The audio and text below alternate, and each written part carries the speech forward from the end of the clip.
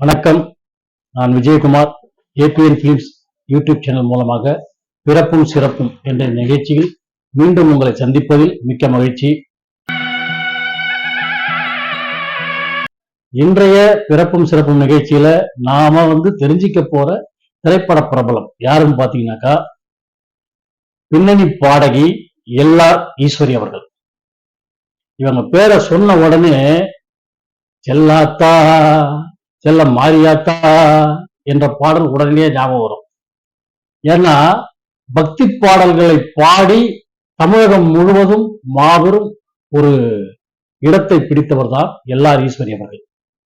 இவங்க 1939 வருடம் டிசம்பர் மாதம் 7ஆம் தேதி ஒரு கிறிஸ்தவ குடும்பத்திலே பிறந்தார். இவருடைய உண்மையான பேர் லூர்து மேரி.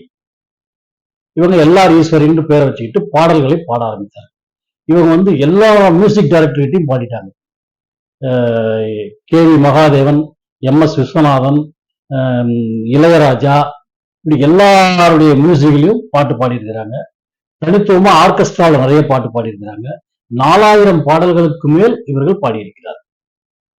கொஞ்சம் நெஞ்சமான பாட்டு கிடையாது, அவ்வளவு பாடல்களை பாடியிருக்கிறாங்க. இவங்க குரல் மிக மிக மிக வித்தியாசமா இருக்கும். இவங்க ஆரம்பத்துல பாடின பாட்டு இழந்த மழம் இழந்த மழம் அப்படின்னு ஒரு பாட்டு. அந்த பாட்டு இவர்களுக்கு நல்ல பேரை வாங்கி கொடுத்துச்சு. அப்புறம் பாசமலர் படத்துல வாராயன் தோழி வாராயோ அப்படிங்கிற பாடல் இன்னைக்கு எல்லா கல்யாண மண்டபத்துல அந்த பாட்டு ஓடிக்கிட்டே இருக்கும். அப்புறம் சாரதாங்கிற படத்துல பார்த்தோம்னாக்கா, மணமகளே மருமகளே வா வா அப்படின்னு ஒரு பாடல். அதுவும் இன்று அனைத்து கல்யாண மண்டபங்களிலும் ஒலித்துக் கொண்டிருக்கும்.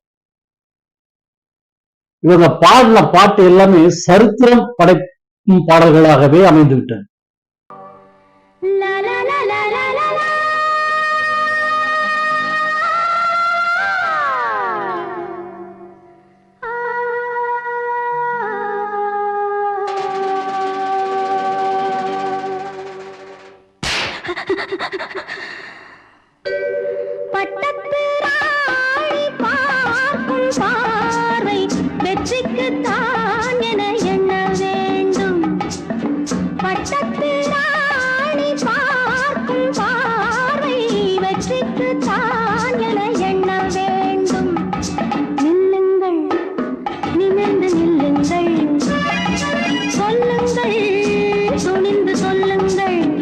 எல்லா கல்யாண நாட்களிலும் பாத்தீங்கன்னாக்கா இவங்களுடைய பாடல் ஒலிக்காம இருக்காது.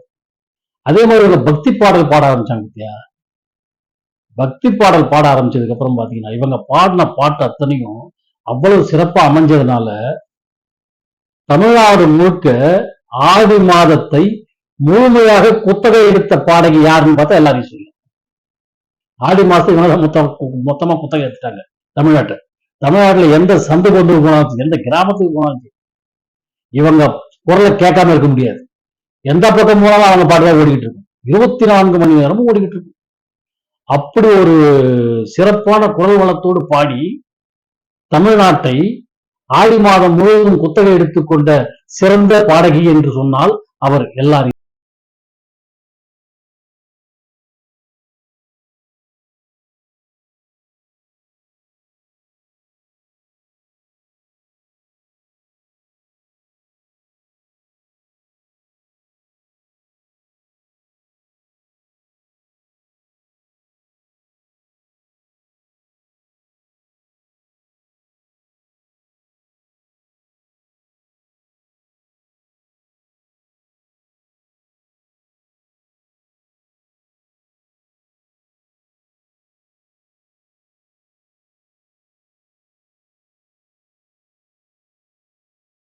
சினிமாவில் மட்டும் நான் சாதாரண வச்சுட்டீங்களா, சிவந்தமன்கிற படத்துல பட்டத்து ராணி பார்க்கும் பார்வை வெற்றிக்குத்தான் என என்ன வேண்டும் அப்படிங்கிற ஒரு பாட்டு.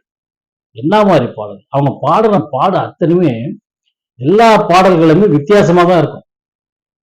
மற்ற பாடகர்களிலிருந்து தனிப்பட்டு காணப்பட்டார் எல்ஆர் ஈஸ்வரி. சாதாரணமான பாடகி கிடையாது.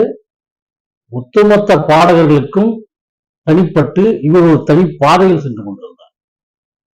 அதுவும் ஸ்டேஜ்ல ஏறி ஆர்கெஸ்ட்ரால பாட்டு பாடும்போது பார்க்கணும். எந்த நடிகை இப்படி எல்லாம் பாட மாட்டாங்க. சூப்பரா குத்து டான்ஸ் போட்டுனே போடுவாங்க. டான்ஸ் போடுவாங்க. பாட்டுக்கு ஏத்தா மாதிரி அவ்வளவு பிரமாதமா செய்வாங்க. ஆடவும் தெரியும், பாடவும் தெரியும். ஆடலும் பாடலும் இவர்களுக்கு கைவந்த கலை. அப்படி ஒரு சிறந்த கலைஞர் எல்ஆர் ஈஸ்வரி. அவங்க பாடின பாட்டெல்லாம் இன்னைக்கு நம்ம கேட்டுக்கிட்டு தான் இருக்கோம். நம்ம மட்டும் இல்ல, நம்முடைய வருங்காலத்திலேயும் அவருடைய பாடல்கள் அனைத்து இடங்களிலும் ஒலித்துக் கொண்டிருக்கும். மற்ற பாடல்களின் பாடலை கேட்கிறார்களோ இல்லையோ, ஆனா எல்ஆர் ஈஸ்வரியோட பாட்டை ஒட்டுமொத்த பேர் கேட்டே தீரணும். காரணம், எந்த கல்யாணம் நடந்தாலும் அவங்க பாட்டு ஒலிக்கும். அது அத்தனை பேர் கேட்டுதான் ஆகணும். அதே மாதிரி ஆடி மாசம் வந்துட்டு அவங்க பாட்டு தான் ஒலிக்கும். அது எல்லாரும் கேட்டுதான் ஆகணும். அப்படி சட்டம் போட்டது போல தமிழக மக்கள் அனைவரும் எல்ஆர் ஈஸ்வரியின் குரலை கேட்டுக்கொண்டே இருக்க வேண்டும் என்று கட்டளையிட்டது போல அனைத்தும் அமைந்து விட்டது அவருக்கு. அவருக்கு அமைந்தா போல் எந்த பாடகர்களுக்கும் அமையவில்லை என்பது உண்மை. பளிங்கு நாள் ஒரு மாளிகை, பருவத்தால் மணி மண்டபம், உயரத்தில் ஒரு கோபுரம், உன்னை அழைக்குது வா.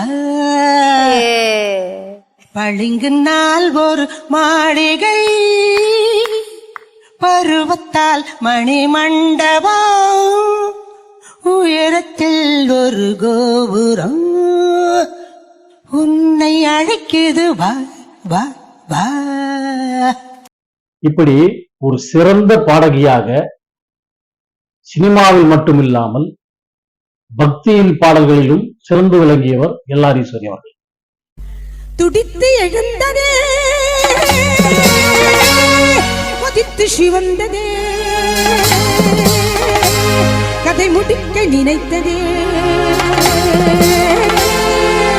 பட்டத்து ராணி பார்க்கும் பார்வை வெற்றிக்குத்தான் என எண்ணவேன். பட்டத்து ராணி பார்க்கும் பார்வை வெற்றிக்குத்தான் என எண்ண வேண்டும். அவர்களை பற்றி சொல்ல போனால் சொல்லிக்கொண்டே இருக்கலாம். அவ்வளவு விஷயங்கள் அவர்கிட்ட இருக்கு. மிக சிறப்பான ஒரு பாடகி, தமிழக மக்களை முழுவதுமாக கவர்ந்த ஒரு பாடகி, எல்லோராலும் பாராட்டப்படக்கூடிய ஒரு பாடகி, அவர் பாட்டை கேட்டே தீர வேண்டும் என்று கட்டளை போட்டது போல் பாடல்களை அமைத்துக் கொண்ட ஒரு பாடகி எல்ஆர் ஈஸ்வரி அவர்கள் பிறந்த இந்த டிசம்பர் 7ஆம் தேதியை கானக்குயிலின் தினமாக கொண்டாடுவோம் என்று கூறி விடைபெறுகிறேன். நன்றி, வணக்கம்.